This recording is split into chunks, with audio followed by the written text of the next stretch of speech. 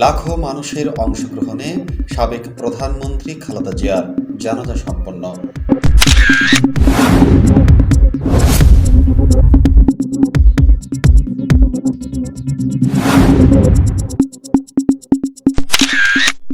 দেশ বিদেশ থেকে আসা লাখো মানুষের অংশগ্রহণে বিএনপি চেয়ারপারসন ও সাবেক প্রধানমন্ত্রী বেগম খালেদা জিয়ার জানাজা সম্পন্ন হয়েছে।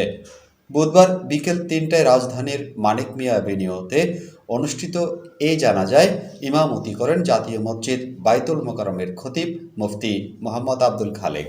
জানাজায় উপস্থিত ছিলেন প্রধান উপদেষ্টা ডক্টর মোহাম্মদ ইউনূস, খালেদা জিয়ার বড় ছেলে বিএনপির ভারপ্রাপ্ত চেয়ারম্যান তারেক রহমান, সরকারের বিভিন্ন মন্ত্রণালয়ের উপদেষ্টা, প্রধান বিচারপতি, তিন বাহিনীর প্রধান, দেশি বিদেশি রাজনীতিক ও কূটনীতিক ব্যক্তিবর্গ সহ বিপুল সংখ্যক মানুষ।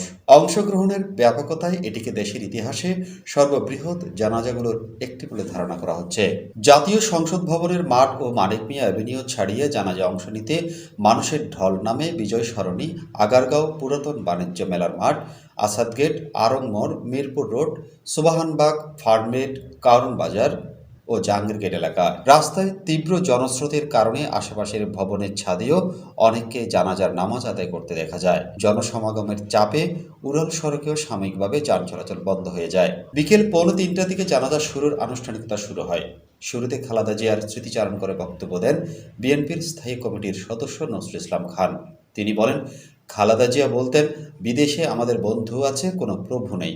তিনি আরও বলেন, জনগণের কল্যাণে যুগান্তকারী কর্মসূচি গ্রহণের মাধ্যমে তার নেতৃত্বে বাংলাদেশ উন্নয়ন ও সমৃদ্ধির পথে এগিয়ে গিয়ে বিশ্বে ইমার্জিং টাইগার হিসেবে পরিচিতি লাভ করেছিল।